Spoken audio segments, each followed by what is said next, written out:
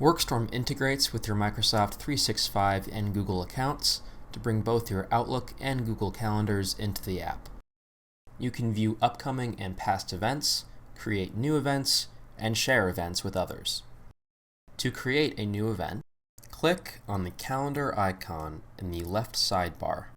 Then, click the Sign In button and enter your credentials. Select the View Calendar button to open the calendar window. At the top of the left sidebar, click New Event. Alternatively, click on a block in the calendar window to begin scheduling an event at that time.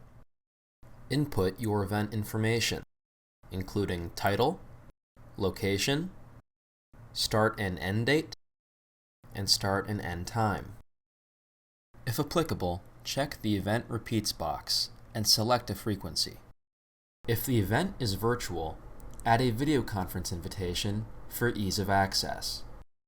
Add a brief description to the invitation so attendees may know what to expect.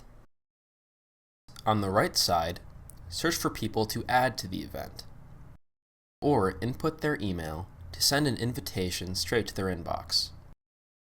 Click Create Event.